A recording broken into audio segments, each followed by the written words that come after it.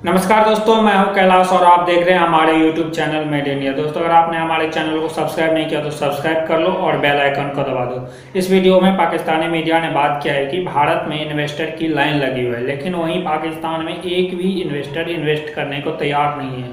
इसकी वजह क्या है, तो चलिए इस वीडियो में देखते हैं।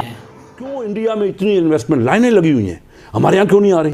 कि बेसिकली जो बात हम कर रहे हैं नटशेल, हम बात करें ease of doing business. Hindustan देखें ना, फैसिलिटेट करता है, वन विंडो भी कर देता है। क्यों जी, कैसे साहब, मुझे आप बताएं, आप प्रेसिडेंट है बिजनेस बैंक के, PMLN के, ठीक है आपके इख्तलाफ आते हैं गवर्नमेंट से, but I need to know आप सोल्यूशंस क्या देंगे गवर्नमेंट को? बड़ी अच्छी बात, देखें ना, बात ये होनी चाहिए। डॉक्टर रमेश ने भी बहुत तफसील से बात की।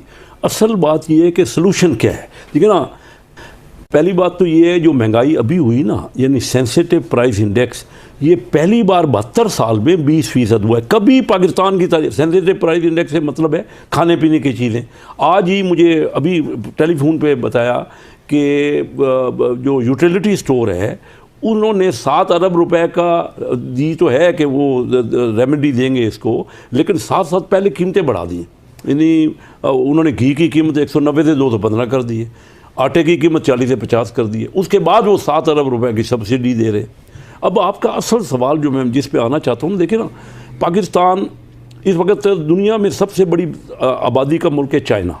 चाइना दुनिया में आज से 14 साल बाद नंबर 1 इकानमी हो जाएगा। अभी हो रही है, थोड़े 2 साल बाद ही हो जाएगा, लेकिन 14 साल बाद की प्रेडिक्शंस कुछ मुल्कों की आई हैं, तो चाइना आबादी में भी नंबर 1 है और दुनिया की नंबर 1 इकानमी हो जाएगा।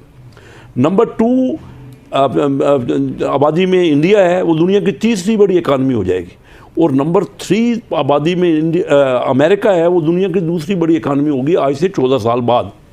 पाकिस्तान में बात जो करना चाहता हूँ, पाकिस्तान 5वें, इन मुल्कों के बाद पाकिस्तान की आबादी है 5वें नंबर पे। हम 51 नंबर की इकानमी हो जाएंगे, ये प्रेडिक्शन आई है। हमारा ख्याल था मुस्लिम लीग के दौर में कि 20वीं इकानमी हो जाएंगे दुनिया में। अब ये लेटेस्ट जो है, वर्ल्ड बैंक और ये सारे खबरें दे रहे हैं, वो कह रहे हैं कि 51st इकानमी, 51 नंबर पे। तो हमारी फॉल्ट लाइन क्या है जी? मैं अब आपके असल बात तो आप पे आता हूँ कि इसका हल क्या है। देखिए, सारी दुनिया ने, इसका कोई मुश्किल हल नहीं है। दुनिया आज सुकड़ गई है। हमारे सामने है कि दुनिया के ममालिक ने क्या किया। मैं चाइना उन दिनों गया जब चाइना के पास एक कार नहीं थी, और जापान की हुकूमत ने उनको कारें तोहफा दी, टोयोटा क्राउन, के अगर आपका कोई किसी मुल्क का प्राइम मिनिस्टर आ जाएगा तो क्या करेंगे। तो आपको भी पता है चाइना का, तो ये उन हालात को मैंने खुद, यानी आप आज हैरान होंगे कि जब हम जाते थे तो हमने उनको बिजनेस सिखाया है, पाकिस्तानियों ने, हम लोगों ने, हमारे मेहमान हजरात, चिन्योट वाले लोग, वो हमारी शक्लें देखने के लिए उनके पास ड्रेस में भी UAE में किया। अच्छा, कोरिया में क्या हुआ, ये हो गया। अब इसका हल क्या है? आपने तो ये सर, उन मुल्कों ने हल निकाला है ना।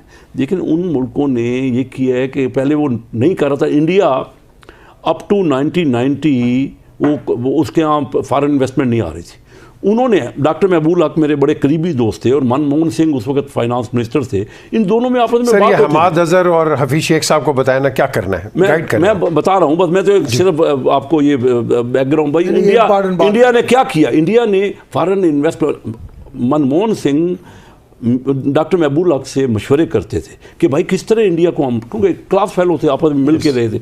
अच्छा, वो इंडिया ने क्या किया, हम उस वक्त बेहतर जा रहे थे, पाकिस्तान ग्रो कर रहा था। इंडिया ने बाहर के मुल्कों की इन्वेस्टमेंट को उन्होंने इनवाइट किया और सबसे ज़्यादा अट्रैक्शन दी। जो हल ये है, जब तक आपकी प्रोडक्शन नहीं बढ़ेगी, देखिए महंगाई ख़त्म नहीं हो सकती जब तक आपकी प्रोडक्शन इस वक्त आपने इतना मैसिव डिवैल्यू कर दिया।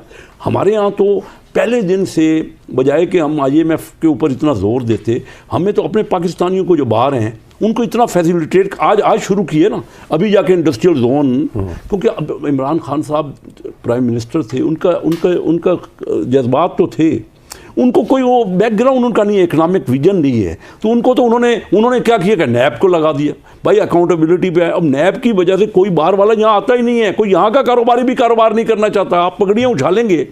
तो अब सबसे ज़्यादा जब तक हमारी प्रोडक्शन नहीं बढ़ेगी, वो कैसे बढ़ेगी कि हम फैसिलिटेट करें बाहर की इन्वेस्टमेंट को। क्यों इंडिया में इतनी इन्वेस्टमेंट लाइनें लगी हुई हैं, हमारे यहाँ क्यों नहीं आ रही?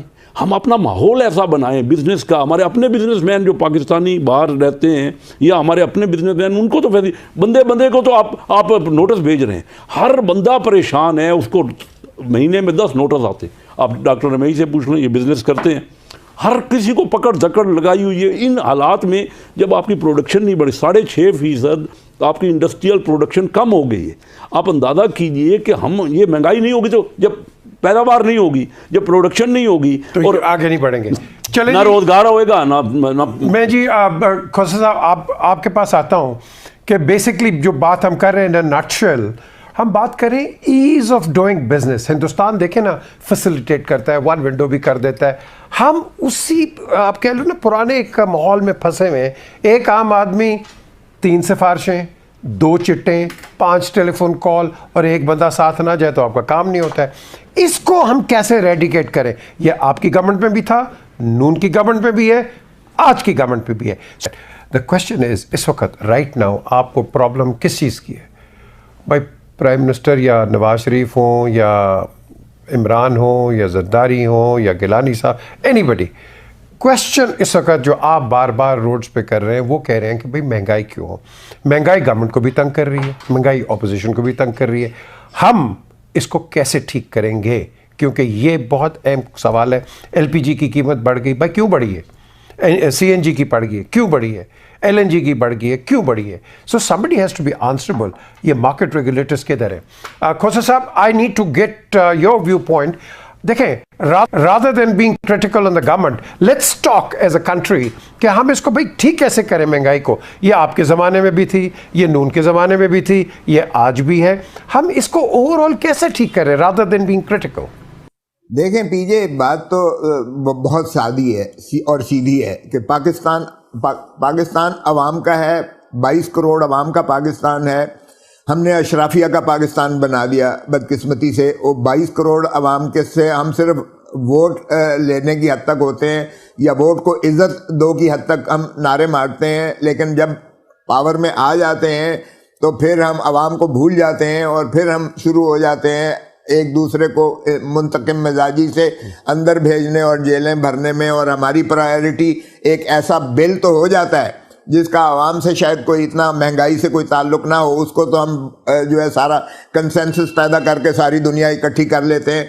और हम स्क्रीन्स भी जब प्राइम मिनिस्टर बात कर रहा होता है तो बिल्कुल ब्लैकआउट कर देते हैं बिकॉज वो सुने ना। और हम कदगन लगा देते हैं कि पार्लियामान के अंदर भी जो है कार्रवाई को पब्लिश और मुश्तहर नहीं किया जाएगा, वो भी आप मीडिया नहीं दिखाएगा, आवाम को आगाही ना हो, ताकि जो भी वहाँ बातें की जा रही हैं वो माइनस अवाम बातें हो रही हैं सारी, जो अवाम के महंगाई से, अवाम की कर्ब से, अजियत से कोई ताल्लुक नहीं है। तो बात तो ये है कि आपका फोकस अगर आपका ये हो कि पाकिस्तान के अवाम की खुशहाली और एक फलाही रियासत हमने किस तरह बनानी है। देखें, सियासत की बात नहीं है, लीडर ऑफ द ऑपोजिशन ने भी on the floor of the house का आइए मिसाके मईशत बनाते हैं और इकट्ठे होते हैं। जरदारी साहब की तकरीर आप निकाल के देख लीजिएगा, उन्होंने भी कहा हमने तो मिसाके जमहूरियत एक रख दें, एक अलहदा चले, उसको ये कुछ भी कहते हैं, ये जो मर्जी कहते रहें, लेकिन जरदारी साहब ने बांगे दोहल कहा कि आइए मिसाके मईशत पर हम इकट्ठे होकर इस मुल्क की मईशत कर्ब और अजियत से निकालें।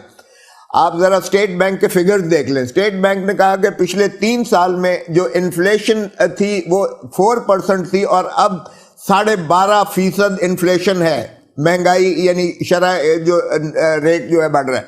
आप जीडीपी ग्रोथ देख लें, 3 से 5 कसर 8 और 7 से लेकर अब 3 से भी कम है, 2.8 या 2.7% जीडीपी ग्रोथ पर हम आ गए हैं।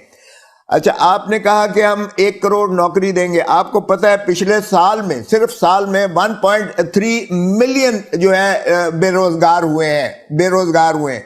अब जरा आ जाइए गुर्बत की दहलीज में, पिछले 16 महीने में या 1 साल में पाकिस्तान की अवाम गुर्बत की दहलीज में किस कदर जो है वो नीचे गई है। ये फिर सियासत की बात नहीं है, लेकिन देखें क्या हमारा जो है फोकस ये है कि हमने अवाम के जो है भलाई और उनकी जो है महंगाई के कर्ब को, अजियत को किस तरह से दूर करना है। आप आज भेज दीजिएगा, जरा मार्केट में अपने एनालिस्ट को भेज दीजिएगा, वो मार्केट में चला जाए, वो किसी सब्जी फरोश के पास चला जाए, वो किसी दुकान पे चले जाए और जरा सुने उनकी बातें और लोगों की बातें सुने कि वो उनका जीना दोभर और जीना हराम हो गया है।